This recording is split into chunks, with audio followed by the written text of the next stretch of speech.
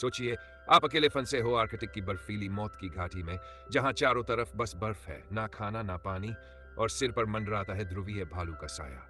3 साल से जूझ रहा यह आदमी बस एक उम्मीद पर जिंदा था, कभी कभी कोई उसे बचाने आएगा। लेकिन जब किस्मत ने उसे मौका दिया, तो वो भी खतरनाक हादसे और मौत में बदल गया। आज की इस कहानी में हम देखेंगे कैसे एक आदमी और एक घायल औरत आर्कटिक की बेरहम ठंड और मौत से लड़ते लड़ते आखिरी सांस तक टिके रहते हैं। तो चलिए शुरू करते हैं ये दिल दहला देने वाली सर्वाइवल मूवी की पूरी कहानी। पहुंच चुका था बर्फीली दुनिया, उत्तरी ध्रुव। उसकी रोज सुबह की पहली आदत यही थी कि वो बर्फ हटाता जाता, तब तक जब तक नीचे काली जमीन न दिख जाए। एक एक बर्फ का टुकड़ा, यहां तक कि एक छोटी सी सफेद पत्थर भी वो नहीं छोड़ता, क्योंकि उसका मकसद था इस कालेपन से जमीन पर एक एसओएस का विशाल निशान बनाना, ताकि कोई उसे दूर से देख सके। असल में यह आदमी 3 साल से आर्कटिक में फंसा हुआ था और उसकी जिंदगी बस 3 कामों में सिमट गई थी। पहला काम, हर दिन एसओएस निशान बनाना। दूसरा, अपने लगाए हुए जाल देखना, कभी मछली मिलती, कभी जाल खाली रह जाता। आज भी एक जाल खाली था, लेकिन तभी दूसरे जाल से अचानक तेज आवाज आई। वो दौड़कर पहुंचा और धीरे धीरे जाल खींचने लगा। जाल में फंसी थी एक आर्कटिक मछली। पर हैरानी की बात यह थी कि आदमी के चेहरे पर जरा भी खुशी नहीं थी, क्योंकि पिछले 3 सालों से वही बेजान खाना उसका सहारा था।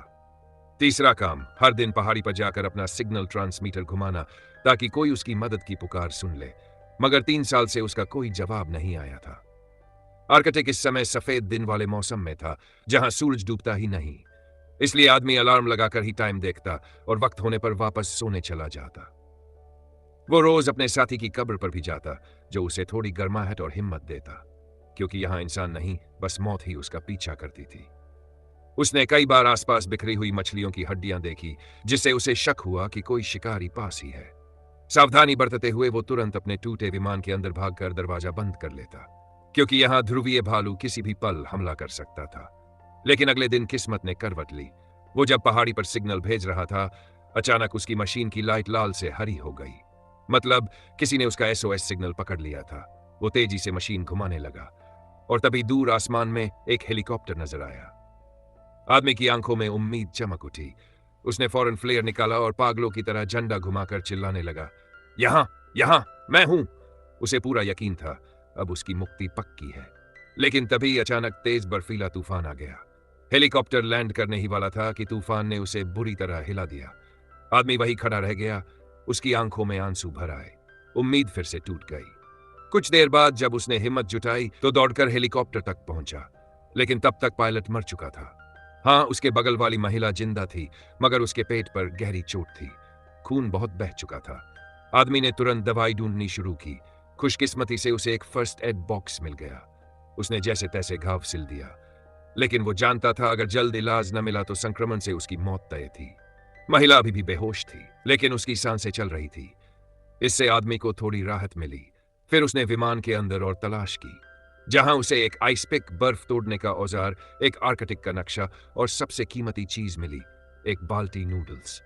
3 साल बाद उसने इतना स्वादिष्ट चखा था, कार्बोहाइड्रेट से उसके शरीर में ऊर्जा लौट आई और अब उसके सामने था एक नया इम्तिहान, इस औरत को जिंदा बचाकर सुरक्षित जगह तक ले जाना। आगे की कहानी में आदमी ने जब इंस्टेंट नूडल्स खाए तो उसे जरा सुकून मिला। फिर उसने विमान की बॉडी पर बड़ा सा हेल्प लिख डाला।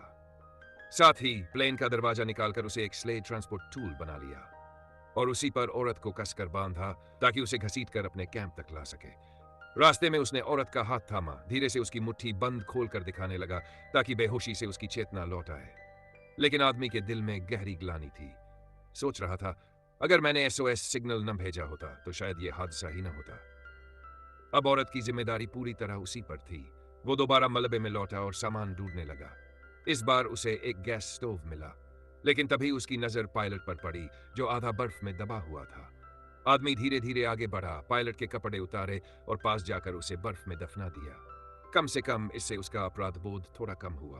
तलाशी के दौरान उसे एक और अनमोल चीज मिली, लाइटर। जैसे ही उसने आग जलाई, उसके चेहरे पर 3 साल बाद खुशी की झलक आई, क्योंकि अब उसे कच्चा मांस नहीं खाना पड़ेगा। खुश होते ही उसने लाइटर अपनी जेब में रख लिया। आर्कटिक की इस जमी हुई दुनिया में यह किसी खजाने से कम नहीं था। लेकिन फिर अचानक उसे एक तस्वीर मिली, जिसमें वही औरत और वो पायलट एक दूसरे के साथ खड़े थे और उनकी गोद में था एक छोटा सा बच्चा। तभी आदमी को समझ आया कि ये दोनों पति पत्नी थे। ये जानकर उसकी ग्लानि और गहरी हो गई। अब उसे और भी लगने लगा कि इस औरत की जिंदगी बचाना उसकी सबसे बड़ी जिम्मेदारी है। वो इलेक्ट्रिक वायर से एक नया फिशिंग टूल बनाता है, लेकिन चतुर मछलियों ने उसका पिछला हिस्सा पहले ही काट डाला था। मतलब आज रात भी पेट अधूरा ही भरेगा। खैर, जमी हुई झील के दूसरे जाल से उसने एक और मछली निकाल ही ली। ये उसकी 300वीं मछली थी, लेकिन आज भी उसके चेहरे पर कोई खुशी नहीं थी। वो मछली पकाकर पहले खुद ने खाई, फिर सावधानी से औरत को खिलाने लगा। पहला टुकड़ा उसने किसी तरह खा लिया, लेकिन दूसरे टुकड़े पर उसने जोर से सिर हिलाया। वो और नहीं खाना चाहती थी। शायद अभी अभी पति को खोने का गम उसके दिल पर भारी था। दिन बीतते गए, आदमी वही काम दोहराता रहा, लेकिन बचाव टीम का कोई निशान नहीं था। दवाइयां भी खत्म हो गई और औरत की तबीयत बिगड़ती चली गई। उस रात आदमी सो नहीं पाया। वो बस यही सोचता रहा कि अगर कुछ नहीं किया तो औरत का बचना नामुमकिन है। अगली सुबह उसने कड़े फैसले लिए। उसने सारे सामान गिना और ठान लिया कि अब उसे औरत को लेकर करीब 200 किलोमीटर दूर के रिसर्च स्टेशन तक जाना ही होगा। यह सफर आसान नहीं था। सामने ऊंचे बर्फीले पहाड़ और हर मोड़ पर मौत का खतरा। कहीं वही ध्रुवीय भालू उनका पीछा न कर रहा हो। औरत को साथ लेकर चलते हुए हर बार ढलान आने पर उसे नया रास्ता खोजना पड़ता। इससे सफर और लंबा हो जाता। लेकिन आदमी ने ठान लिया था, वो औरत को अकेला नहीं छोड़ेगा। रात को दोनों पास के गुफाओं में ठहरते, लेकिन औरत की हालत और बिगड़ रही थी। अब तो वो खाना पीना भी छोड़ चुकी थी। आदमी चिंताओं में डूबा, दीवार से टिककर बैठा रहा। तभी अचानक बाहर से एक डरावनी गर्जना सुनाई दी। ध्वनि धीरे धीरे पास आने लगी। आदमी समझ गया, ये मौत का साया है। उसने धीरे से अपनी बर्फ तलवार उठा ली। सांस रोककर बिना कोई आवाज किए गुफा के मुहाने पर खड़ा हो गया, लेकिन उसी पल औरत जोर से खांस पड़ी। आदमी पलटा और फिर उसकी आंखें डर से चौड़ी हो गई। वो पीछे हटता गया। उसने तुरंत फ्लेयर गन जलाई। तेज आग और धुएं ने ध्रुवीय भालू को पीछे धकेल दिया। आदमी ने फ्लेयर बाहर फेंका और किसी तरह जान बचाई, लेकिन यह पहली बार था जब वो इतने करीब से ध्रुवीय भालू का सामना कर रहा था। उसका हौसला लगभग टूट चुका था। अगली सुबह वो गुफा से बाहर निकला और सबसे पहले यही देखने लगा, क्या वो भालू अब भी आसपास है। आदमी जानता था कि जितना जल्दी हो सके उन्हें ध्रुवीय भालू के इलाके से निकलना होगा, लेकिन आर्कटिक की खतरनाक ठंड ने अचानक करवट ली। बिना किसी चेतावनी के एक भयंकर बर्फीला तूफान आ गया। उसे कुछ भी नजर नहीं आ रहा था। उसने झटपट स्लेज को साइड में खड़ा किया, लौह डंडे से कसकर बांधा और दोनों को स्लीपिंग बैग में छिपाकर तूफान झेलने लगा। पता नहीं कितनी देर बीती। जब वो बर्फ से बाहर निकला तो औरत की हालत और भी खराब थी। उसकी उंगलियों में अब ताकत नहीं बची थी। पानी पीना भी मुश्किल हो गया था। चेहरे पर लाल दाने फैल गए थे, होठों से खून बहने लगा था और सबसे खतरनाक, उसका जख्म अब गंभीर संक्रमण में बदल चुका था। आदमी समझ गया, शायद औरत ज्यादा दिन जिंदा न रहे। उसने तस्वीर निकालकर उसके हाथ में रख दी। धीरे से उसके होंठों से खून पोंछा और मन ही मन तय किया कि बाकी का सफर अकेले ही जारी रखना होगा। लेकिन तभी पैर फिसला और वो बर्फ की गहरी दरार में जा गिरा। होश आया तो देखा, उसकी दाईं टांग बर्फ की दरार में फंसी हुई थी। वो जितना भी छटपटाता, टांग बाहर नहीं निकल रही थी। लोहे जैसे मजबूत आदमी की आंखों से पहली बार आंसू बह निकले। अगर वो यही मर जाता तो ये मौत उसे कभी मंजूर न होती। उसने फिर हिम्मत जुटाई, चट्टान पकड़ी, सांस भरी और जोर लगाया। दर्द से उसकी चीखें गूंज उठी, लेकिन नाकाम रहा। वो हार मानने वाला नहीं था। 3 बार कोशिश की और आखिरकार टांग को दरार से खींच निकाला। हालांकि अब वो बुरी तरह लहूलुहान थी। घिसटते घिसटते वो वापस औरत के पास लौटा। उसका मन मान चुका था कि कम से कम वो अकेला नहीं मरेगा। लेकिन जब उसने स्लीपिंग बैग खोला तो दंग रह गया। औरत की आंखें खुल चुकी थी, वो जिंदा थी। आदमी रोते हुए माफी मांगने लगा। औरत ने बस धीरे से कहा, कोई बात नहीं। यहीं उसे एहसास हुआ कि अब मौसम थोड़ा गर्म हो रहा है। औरत की हालत भी पहले से सुधर रही थी। आदमी के दिल में एक बार फिर जीने की उम्मीद जागी। उसने घाव पर खून दबाकर अस्थाई पट्टी बनाई और दोनों को घसीटे हुए फिर से सफर शुरू किया। लेकिन वक्त बीतते बीतते उसकी टांग बिल्कुल जवाब दे गई। सामान भी खत्म हो चुका था और जब उसने नक्शा देखा तो यकीन नहीं हुआ। वो अभी तक सिर्फ तीसरा हिस्सा ही तय कर पाया था। अब वो बस एक आखिरी बार पहाड़ चढ़ा। सोचा जो होना है देखा जाएगा। और जैसे ही वो ऊपर पहुंचा, आसमां में एक हेलीकॉप्टर नजर आया। उसकी आंखें फटी की फटी रह गई।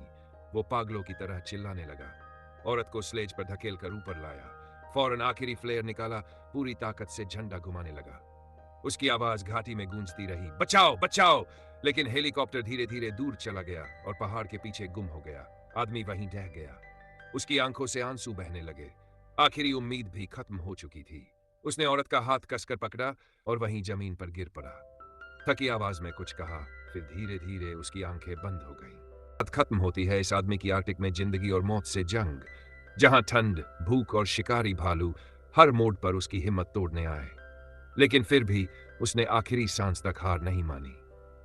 अगर आपको यह सर्वाइवल कहानी पसंद आई हो तो वीडियो को लाइक करें, चैनल को सब्सक्राइब करें और कमेंट में बताएं। अगर आप उसकी जगह होते तो क्या इतनी ठंड और दर्द में जिंदा बच पाते? ऐसी और खतरनाक सर्वाइवल कहानियों के लिए जुड़े रहिए। मिलते हैं अगले वीडियो में।